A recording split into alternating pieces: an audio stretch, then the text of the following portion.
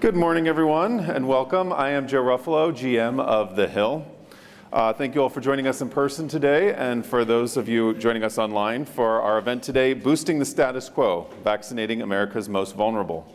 I'd like to thank our sponsor, American Society of Consultant Pharmacists, or ASCP, with support from Pfizer, for their support of this very important discussion this morning. During the pandemic, pharmacists provided more COVID-19 vaccine doses than any other healthcare professionals and took the responsibility of administering vaccinations to older adults, in long-term care settings.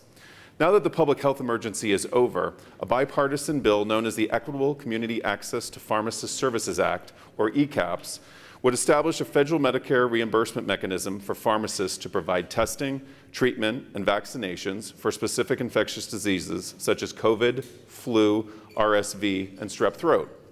This morning, we hope to answer such questions as, what are the merits and challenges of the ECAPS bill? What are the latest vaccine recommendations for older adults this cold and flu season? And how can Washington address the challenges of patient access and the broader long-term care pharmacy market? Before we get underway, a few housekeeping rules. If you're here in the room, please silence your phones, but we ask you to join us online. You can follow us on Facebook, X, and Instagram at The Hill Events using the hashtag TheHillHealth. And with that, I'm delighted to introduce our first guest, Congressman Larry Bucshon from my home state of Indiana, co-sponsor of the Equitable Community Access to Pharmacist Services Act and vice chair of the Energy and Commerce Health Subcommittee. He joins our very own Bob Cusack, editor-in-chief of The Hill. Thank you. Well, thank you, Joe, and thanks for everyone who came and who's watching. I want to get to first news of the day. Obviously, another troubling event over the weekend. Second assassination attempt of Donald Trump. Where are we as a society? And where, I know you're retiring. You were elected in 2010.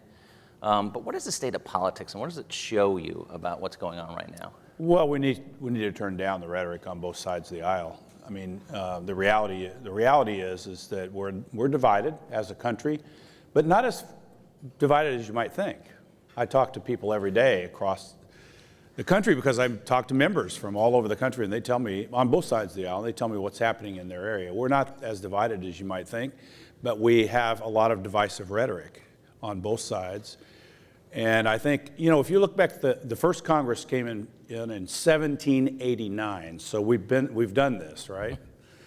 And we've gone through our history where we've had times that have been pretty tense like this. And I think, you look at 1969, you look at the Vietnam War, you look at things like that. So I think we're not in a good place, but I think every American wants us to get to a good place and tone down. I was telling somebody the other day, when I was in college, I don't remember asking any of my friends what their politics was.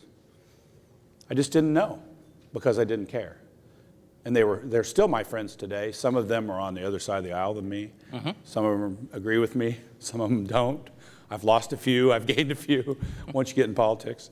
So, that's what it is. We've got to tone it down. Okay, speaking of which, another just quick one. Do you think we'll avoid a shutdown at the end of this month? Yes. Okay. It's nobody's best interest. This is my 14th year in Congress. I've been through the 18-day shutdown. I've been through a few others. I think we'll avoid a shutdown. I think people on both sides don't want that to happen. Okay, we're here to discuss vaccines, particularly for those people over 65. You're passionate about vaccines. I am. Obviously, this nation has gone through a lot with COVID. Talk about polarizing times. Where do you think we are going forward on vaccines and educating the public? Well, I think we're getting back to a more normal time. I think, with COVID, it was just such a big disruption worldwide, and there was a scramble to get a vaccine to stop it. And unfortunately, that scramble happened during an election year in America. And if you look back at what people like myself, people on both sides of the aisle, doctors did in Congress, we were doing public service announcements telling people they needed to get vaccinated. On my side of the aisle, I had people pushing back, even in my district, on that. but I said, I'm a doctor, you need to get vaccinated. So I think we're getting back to a new normal. The biggest thing I'm concerned about is this has spilled over into childhood vaccination. And it shouldn't. I mean, this has been established medical care for most people for decades. When I went to medical school, my first patient, true story, first rotation, pediatrics, my first patient, I went to medical school in Chicago. It was at University of Illinois Hospital. She had Bordetella pertussis, or whooping cough. She was an African immigrant, young girl, 8 years old. I've never forgotten that. That was my very first patient. Ajibika was her name. I never forget it. And so that's my main concern. We need to get back to a normal place where we understand that vaccination has really changed the world. And access to vaccination is really critically important, both for children and for seniors. That said, look, with social media, the one person or the two people that might have a reaction, and there are those people, a bad reaction, even fatal reactions to vaccination, everybody knows about it today because it's on social media and it's on the 24-hour news cycle, rightfully so. But we need to get people to understand that medicine's not exact science, and there's statistically, you're in better shape to get yourself vaccinated. When you say you got pushback, and I'm sure you did, what was the most convincing argument other than that you've been a physician and you know it, which is true, Yeah. but for others, for educators, because there are a lot of people who, they're not involved in the health day to day, or they're not government insiders, and they don't know what to believe. Well, it's a scary proposition, right? I mean, you have a pandemic, you have an unknown virus. No one knows what the short or long-term effects of this virus may turn out to be. And you're being told, after it normally takes 5-10 years to develop a vaccine, that you need to get this vaccination that we developed in the last 9 months. Well, that was not totally true, right? Because the technology, the mRNA technology, had been investigated for many, many, many years. We just had to get a DNA sequence and plug it into something that we had already studied and already established. But that's one leap that was difficult for non-medical people to get. Sure. And then politicians got in the way on both sides of the aisle. We had, I think, a lot of misinformation out there, again, in an election year. And that's hard to overcome. Let me tell you, as a political person, it is almost impossible to overcome social media because people believe it more than they believe their elected officials or more importantly, their established organizations like the CDC or the FDA or the federal government as a whole. So that's kind of what happened. And as it turns out, I think this will go down as one of the biggest medical successes in human history. A vaccination for a worldwide pandemic in really about a year with, again, many years of research to establish the technique that it was plugged into. I really believe it's going to go down in history as a massive human accomplishment.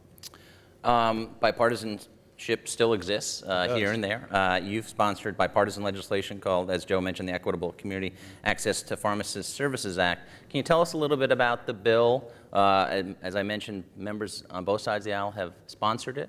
What it would do and why you think we need it.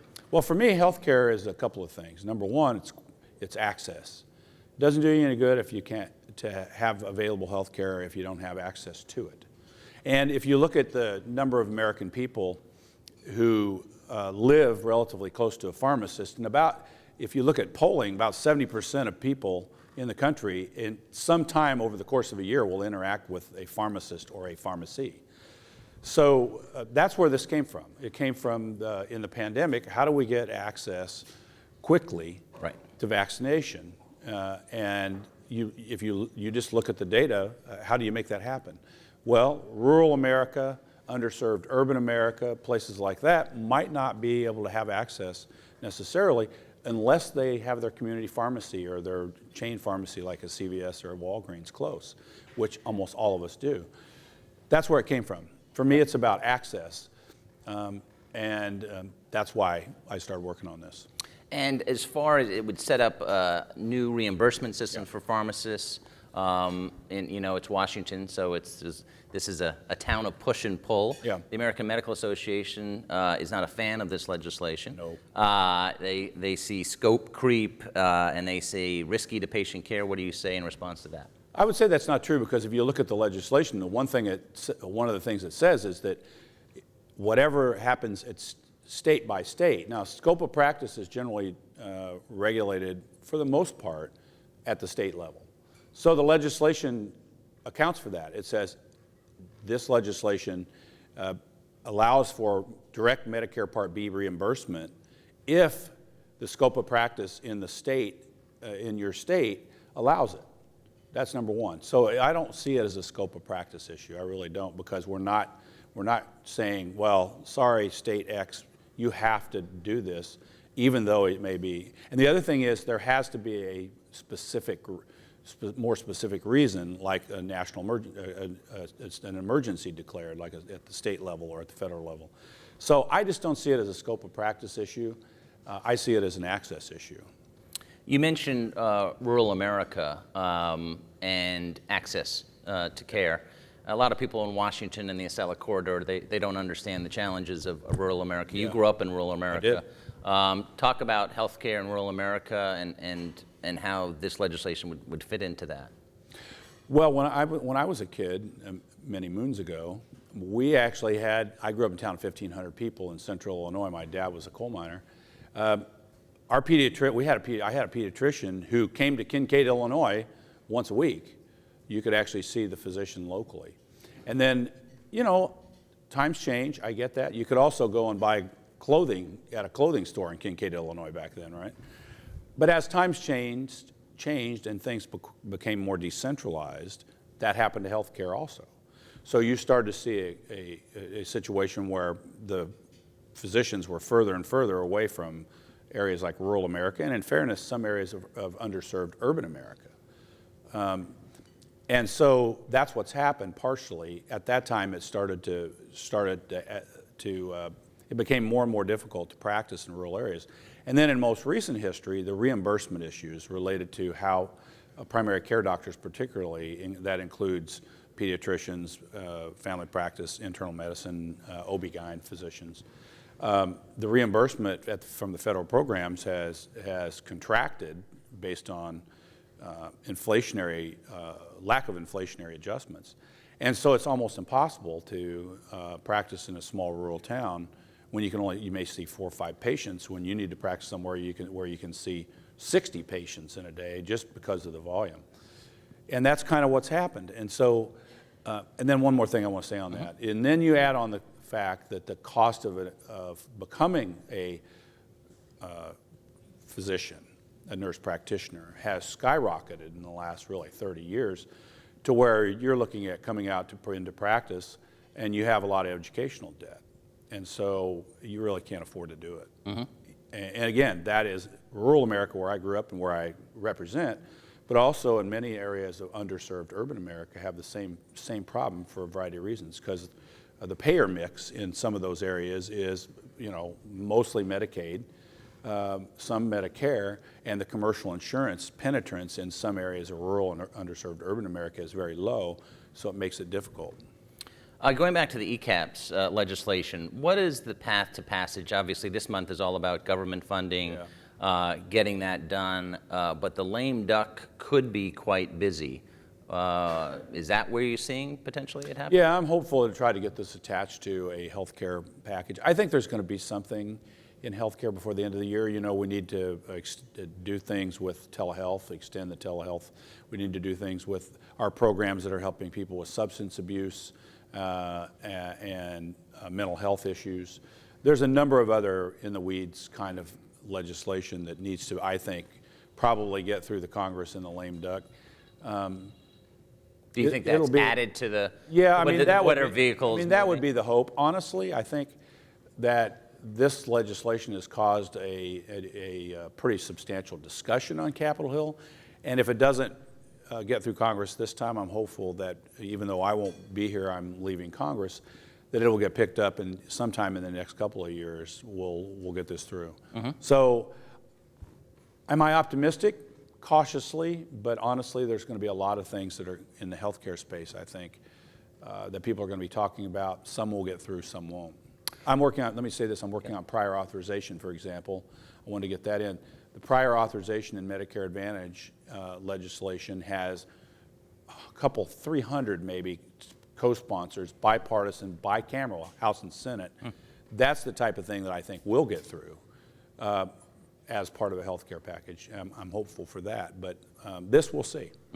So you think there could be a substantial health care, and you mentioned about a handful of issues right there that could all be lumped in I think and so, passed. potentially. Okay. Wow. You'll see this week Energy and Commerce is going to do a markup of legislation, maybe tomorrow. I think it's tomorrow. And we'll see what ends up in that markup. It's above my pay grade, but I've been pushing for some of the things like this. The prior authorization is already a train that's left the station. We're waiting on a CBO report, which killed it last Congress. But I think we'll get there. I want to talk about CDC. A lot of people, they took a lot of heat during the pandemic. They did. What did they do right? What did they do wrong? What do you think was fair? What do you think was justified? Well, I think most of what they did was right. I think what happened is again, we talked about the politics of it. I think it was very politicized. I know Dr. Walensky pretty well. She was the previous CDC. Didn't know Dr. Redfield as well because he was there. We hadn't interacted much with the CDC until the pandemic, right? Right. We had, but not as much. And then Mandy Cohen, Dr. Cohen, who's the current CDC director, I know very well. In fact, I was just in Aspen, Colorado at the Aspen Health Ideas Conference on a panel with Dr. Cohen. The thing that I think that happened, it wasn't necessarily what the CDC itself got wrong, it's what the government got wrong. In what way? We politicized the CDC. We put political pressure on the leaders of the CDC to put out recommendations from both sides, put out recommendations that would, in my view, would fit the narrative of where the political people wanted the discussion to go. Does that make sense? And I've told Dr. Walensky and Dr. Cohen both over the last number of years that one of my main things that we need to do is depoliticize the CDC. Now, how do you do that? Well, I'm personally in favor of doing something like you would as an FBI director, giving the CDC director a 10-year term with the possibility to renew versus having it flip every time the White House flips. People in Washington are like, oh my God, you can't do that. That would be horrible. But I'm like, we have to depoliticize the CDC. I had legislation, let me tell you the political challenge of this. I had legislation, it's called HR 550, if anybody follows this. It passed out this is a couple years ago. Passed out, what it did, it was to help improve the CDC's data collection and cooperation with the states to make sure that we have good, solid data, right? And you can dig more into it. All you got to do is Google HR 550 and it will probably blow up. So what that did, it was something simple. Went through Energy and Commerce, voice vote, no challenges at all. Came to the House floor. A couple of people said it's a national COVID database. They're going to track you whether you have a vaccine or not. That went viral on the House floor. This does happen. Just watch the TV and you'll see. And all of a sudden, people started changing their votes to no. And we barely passed it, and then it died because of that. Wow. But that was completely false. That was reported in an online news organization reported, I'm not going to say who. Completely false. They basically rescinded it the next day, but the damage had been done. That's the challenge of trying to depoliticize the CDC or the other health organizations because of this panic over Big Brother, really. Sure. That's amazing. That's amazing. Was that on the suspension calendar? Like it was supposed to sail through? Yes. Yeah. Wow. Crazy. And I was able to. I mean, I was on the floor, and I talked to people and don't change your vote. Don't change your vote. And we ultimately still passed it, but barely. But it hurt it. Yeah. One of my last questions is, I know you're retiring, but talk about healthcare in the next Congress. It's going to be a big tax year, but also a big Yeah. healthcare year. Yeah, I mean, the tax situation is going to dominate probably next year because of the expiring tax provisions. But in healthcare, the cost is too high. It's something is going to happen. There's so many areas in healthcare, and related to pharmaceutical prices, all kinds of price. What the American people are finding is that even if you have health insurance, you still can't afford it. Right. If you talk to hospitals, some of the biggest accounts receivable they have out there, where they have an outstanding balance, are not the uninsured. They're the people with insurance that can't afford their copay or can't afford the piece that they owe because their insurance plan didn't cover as much as they thought it would. So I think that's what's going to drive healthcare in the next couple of years, is working on ways to get the cost down.